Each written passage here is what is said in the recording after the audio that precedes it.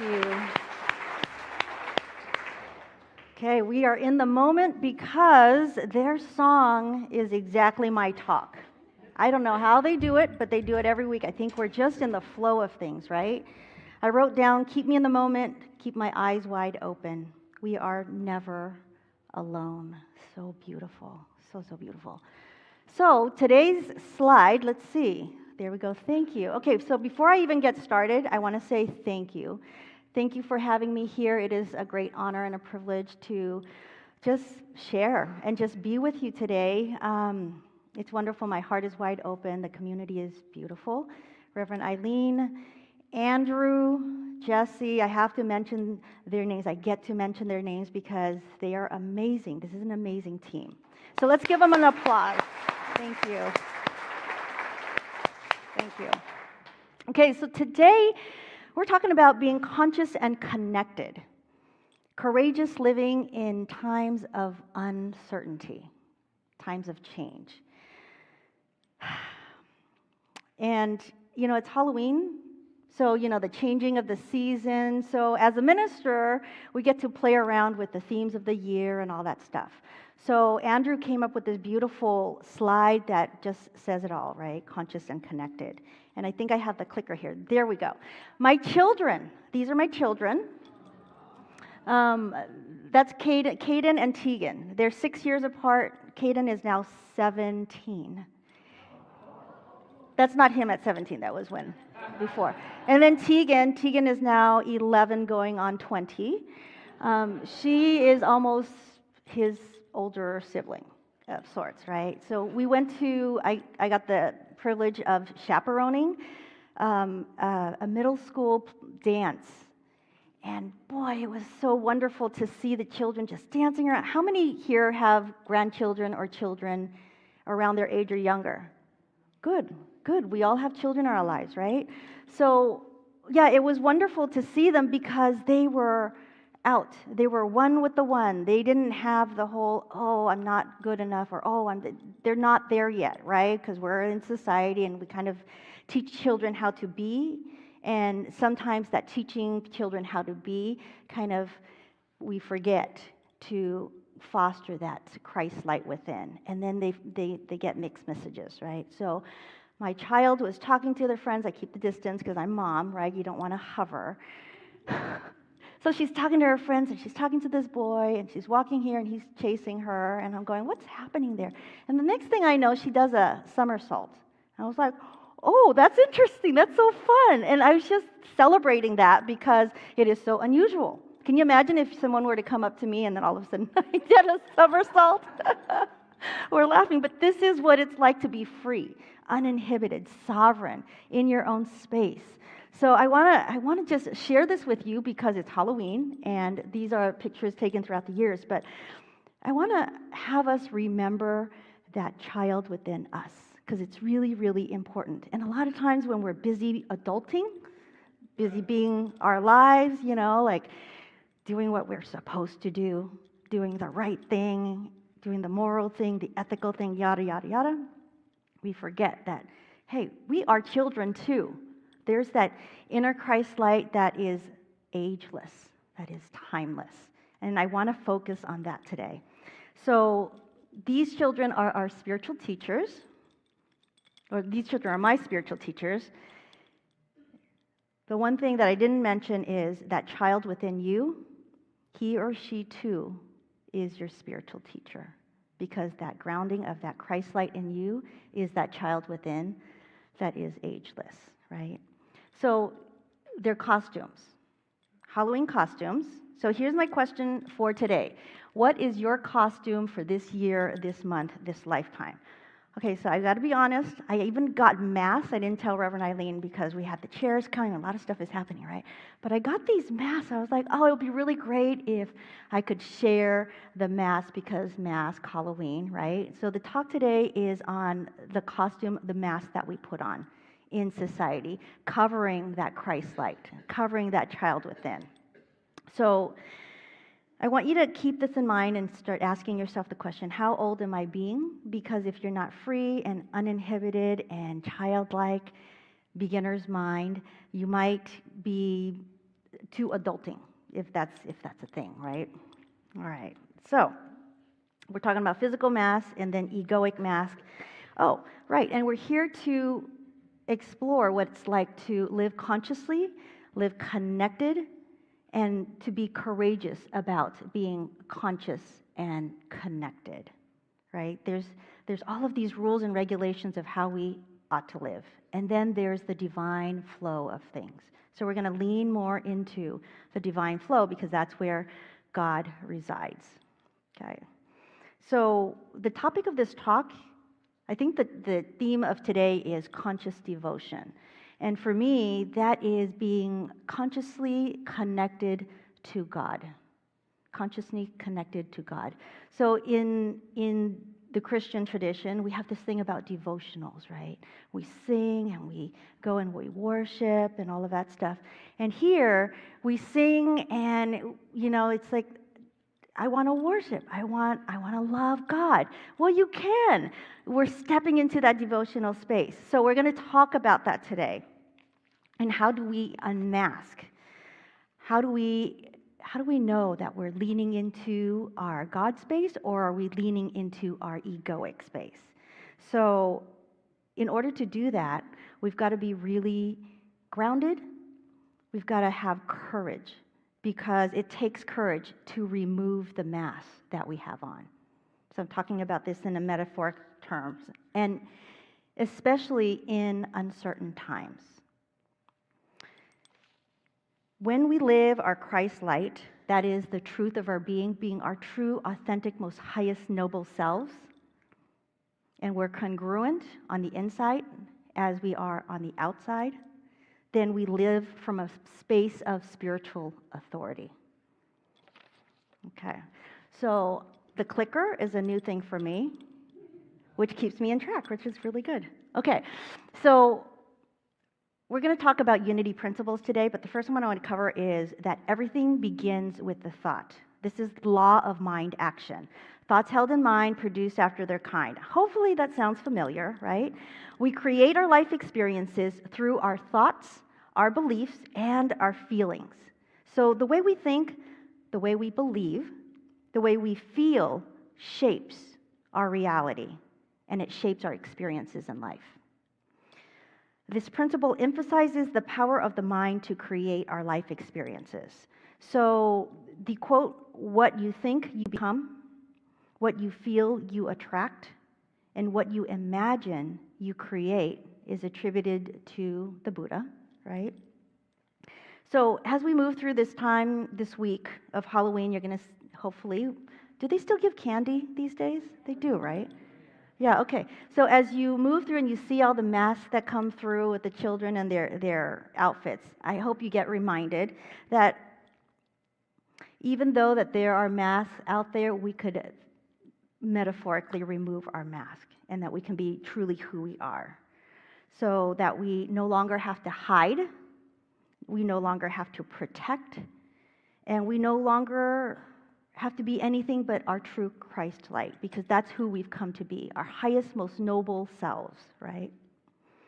The spiritual mass separates us from the truth, and it kind of severs that oneness that we have with God. So spiritually, the ego is seen, and this is important, the ego is seen as our limited, false self. So when you feel contracted, when you feel small, when you feel like you can't or there's not enough, that's your ego kind of blending into the mix, disguising itself as who you are. That's not the truth of your being. The truth of your being is that you're unlimited, you're expansive. So the ego often gets caught up in fears, in desires, comparisons, constantly seeking validation. It thrives on separation. Me versus others, us versus them. Where the truth of the matter is, we're all one human family. That first song that we sing, right? We're all one big family. So in contrast to our true or higher self, which is connected to the divine, the universal consciousness, God mind, divine mind, however you want to say it. That is our true nature. And that expression, that energy, that channel that is pervasive is channeled in through and as us. It channels from us so that we become the hands and the hearts and the mouths that is expressing that Christ-light, that God spirit. So, how do we cultivate unshakable faith in a time that is ever changing? Well, we're going to look today at the importance of prayer, of meditation, embracing God's authority, not my tiny little me authority, but the higher me authority, right? God's authority. And then reminding ourselves that we are never, ever, ever alone. We are always consciously connected. And it's a shift in mindset. It's a spiritual understanding. It is something we get to embody. So we're going to talk about that. So what comes to mind for me one of the times when I had to cultivate unshakable faith was, gosh, I don't even remember how many years ago this was, 9/11. Now, I can say that, and you guys would probably say, I remember exactly where I was, right, the day that I found out. So that came to me, and so I'm going to share with you my experience of 9/11 and unshakable faith that I didn't even understand what was happening, but I followed it and I was fine. So I lived in New York City at the time of 9/11. I lived Park and 39th, so right by Grand Central. Do we have any New Yorkers here? Lots of New Yorkers. Love it. Okay. So I was there, and I was at the time working for a large insurance company. I was a regional rep, and I was supposed to go to a meeting. My plane was supposed to take off on September 10th. That was the night before. It was raining all night. I don't know if you remember that. But it was raining all day and all night, and they kept delaying the flight, kept delaying the flight, kept delaying the flight. And I'm like, I hope they delay the flight. I hope they cancel the flight, because it's getting late. It's 10 o'clock. I don't want to go anymore, right? But no, flight went on. I was like, okay. So I went on the flight, and I got to where I got to. I think I was in North Carolina. And then the following day, we know what happens. It's in the history books. And I think I got there at 3 in the morning or something like that. I took a nap. And then I woke up, and my meeting was at 8 o'clock, right? So it was something, right? So I had to stop the meeting after the second plane had happened. And I sat there for a minute, and all of my relatives called me all of a sudden, because I'm a West Coast girl, and I was in New York City, and everyone was concerned if I was okay. I'm like, I'm fine. I'm not even in the city. So then the next thing I said was, okay, wait, the flights are all grounded? That's never happened. That's interesting. What do I do? So I picked up the phone and I called the rental place, the car rental place, and they had one car left. Divine order, thank you, God. So I got the car, and all of a sudden, I'm driving up the eastern seaboard to go back home to Manhattan. And there were stop points, military stop points. And I just experienced this. It was almost an outer body experience to be from California and now experiencing this on the East Coast driving home. And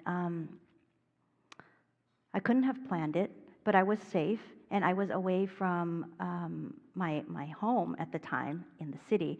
Went back in the city, and it was all very calm and quiet.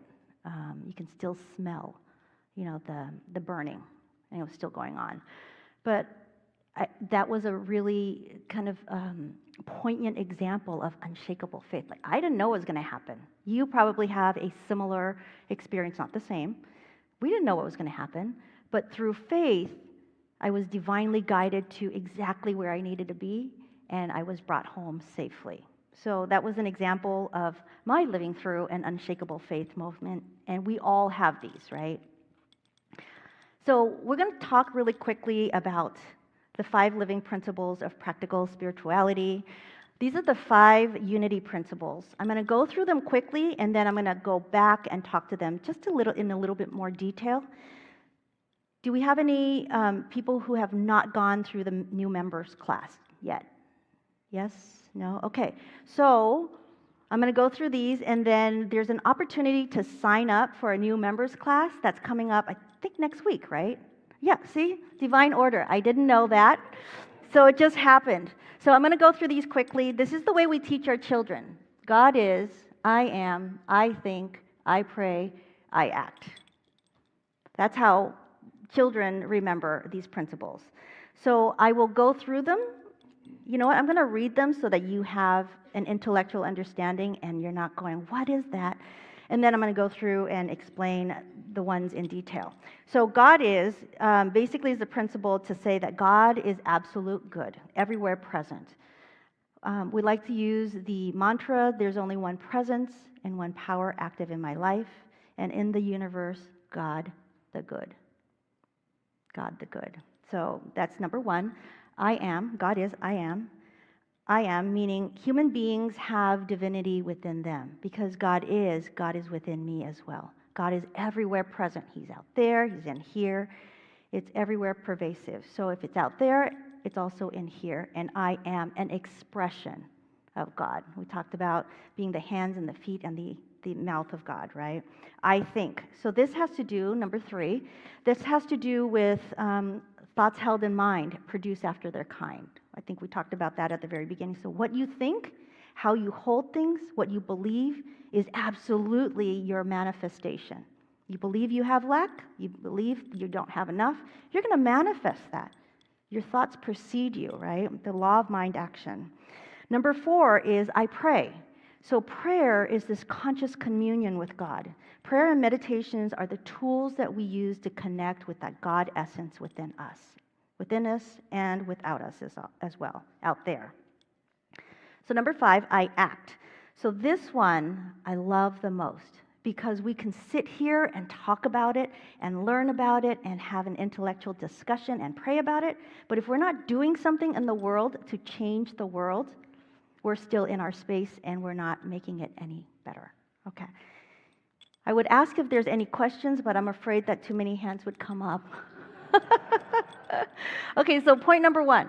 To make this interesting, I'm going to talk about them in out of order, right? So I'm talking about unity principle number 4, which is I pray. Prayer and meditation are tools we use to connect with God. Now, remember the talk is about being connected and conscious, being courageous in times of change. So in our connection, we've got to hook in. We got to get connected. And it's not getting connected with the network of people, although that's really important too, because we need the feedback, right? I'm talking about being connected with the one source, one power, one presence. And we do that through prayer.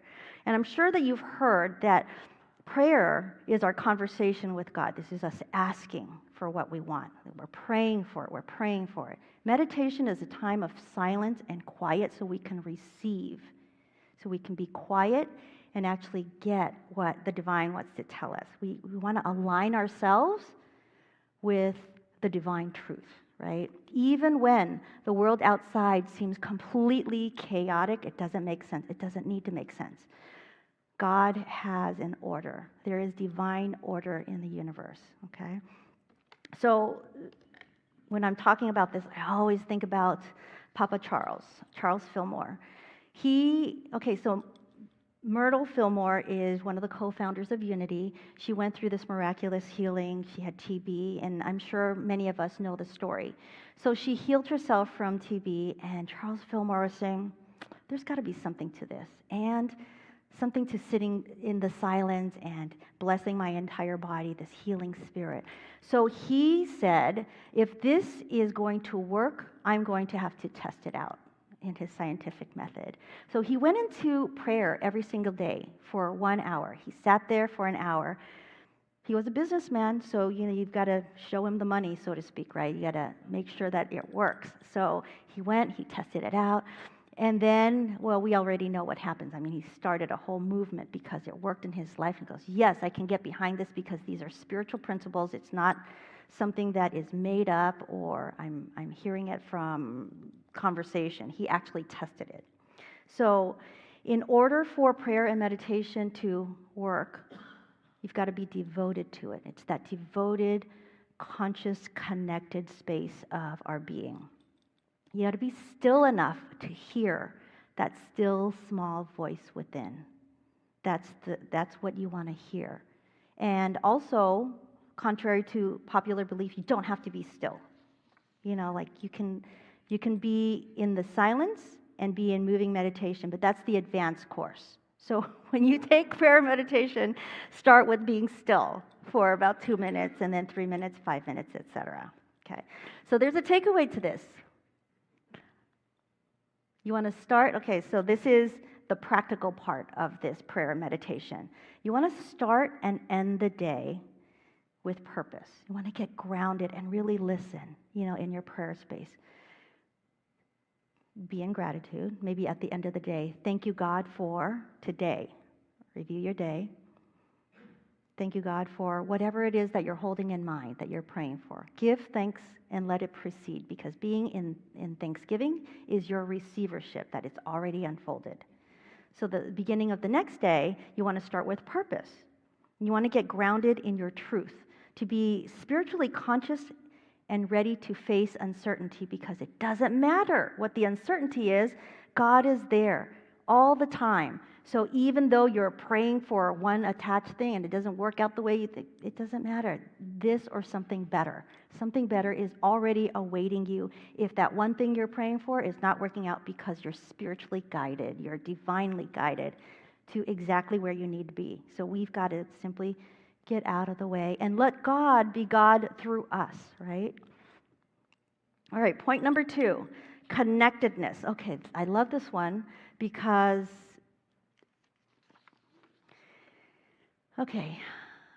I have been alone for a lot of my life. Okay, so I was 6 years old. My mom started working. She worked a lot. I was always alone. I was a latchkey child, right? I'm also the last of 8 children, the youngest of 8 children, but all of my siblings are much older than me. So I've had their wisdom, and when I was younger, it wasn't feeling like wisdom, right? So I was always alone, always, always. And when I realized the principle, number 2, that we're never alone, God is, remember, God is, I am, that I am one with the one, always. The presence of God is always within me. I just got to remember that. It's not just within me, it's within every single one of us. It's that Christ light within. Such that when I feel alone, I get to shift and go into prayer and go, oh, right, God is speaking through me. God is working through me. And, in times of change, this is really a good indication if you're connected or not. In times of change and uncertainty, when that fear comes up, when that separation comes up, when that uncertainty comes up, you want to stop and breathe, relax, like what we do here. We practice this every week. And just breathe. And then check in with yourself. Am I feeling expanded or am I feeling contracted? If you feel contracted, then you got to take off that mask, right? And just shift into knowing that, hey, God's got this. There's nothing else you get to do but to remember that and just take the next step in whatever the still small voice shares with you. So, takeaway number 2. That's it. Pause, breathe, check in, and receive. Just receive the moment. To be present, to be still when you're feeling all hurricane-like inside, right? I think last time I talked about being the eye of the storm. This is your opportunity to practice. And the more you get into a space of, oh, great, that's more chances to practice, right? The more you practice, the better you get. I think they say you need 10,000 hours of of being with something before you begin to master it. So start keeping a log if you need to keep yourself busy. Have I mastered it? Have I done 10,000 hours? Because after 10,000 hours, you should be able to breathe, relax, check in. You know what? Let's do that right now. You guys are just quiet right here. So take a breath. And exhale. Beautiful. Open your heart and receive. Just receive. And even in our stillness, I can energetically feel every person in this room. It's beautiful, it's powerful, it's palpable, and it's sacred. This is what sacred community looks like, to be connected with one another. Okay. Staying connected to our inner guidance. Point number 3, we want to embrace God's authority within us. This is the unity principle number 2. Looking at that, okay. Human beings have a spark of divinity of the Christ Spirit within, and our very essence is of God. And therefore, because God is good, we are inherently good as well. So I know what you guys are thinking. Well, that person over there is not that good, right? So, I know. That's the first thing that came up for me too. So when we encounter something that appears to be not good, how we consider it is that person, person, place, or thing, they get to do their own work and come to their own Christ light, because we are inherently original blessings, inherently good, right? So we just bless that, and we just know that God is in charge, doing its thing. We are in charge of ourselves. We are responsible for the energy we bring to the room.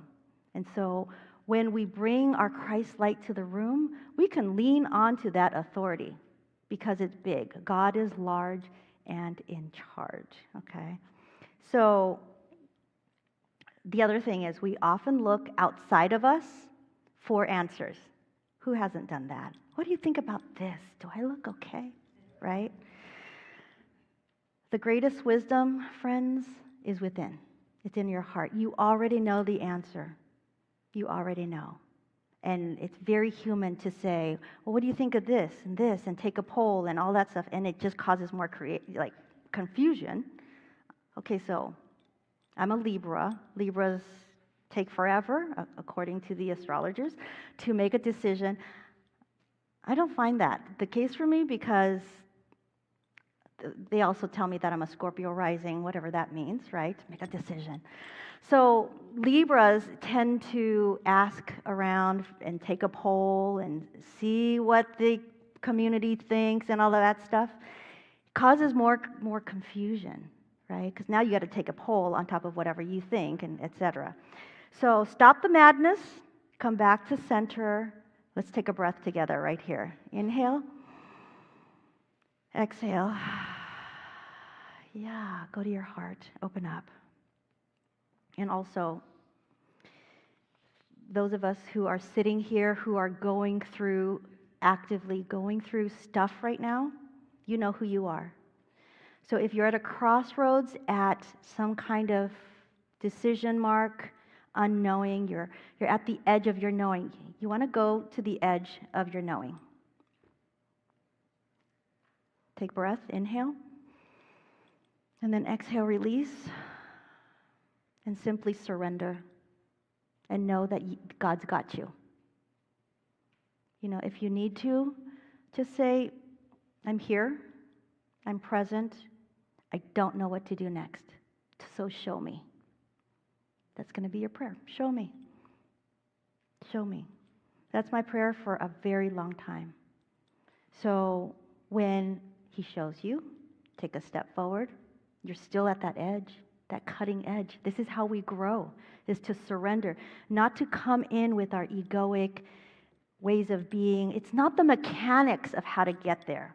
You know, mechanics are really important. You got to do this, this, but don't focus on that.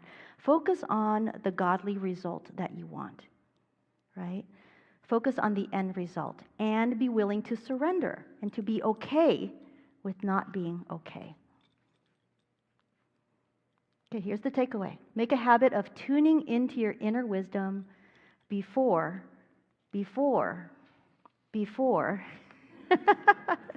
seeking external validation. Okay, that's your prayer space. That's your authority. You get that power within. You get to harness your power and live your life from that space of groundedness. Point number 4. I act. This is our hands and our feet in the world. Charles Fillmore says, we've got to pray, and then we've got to move our feet, right? We live the truth we know by taking inspired action, not egoic action, not action that we think is best, but that we know from the center of our being that that is the best thing to do. Knowing the spiritual principles is not enough. We must actively apply them to our daily life. Okay, so here's the affirmation for this application. My heart is open, my spirit is strong, and I am ready for today. So I'm going to invite you to repeat after me together. My heart is open, my spirit is strong, and I am ready for today. Okay. Did everyone say that together? Let's do it one more time.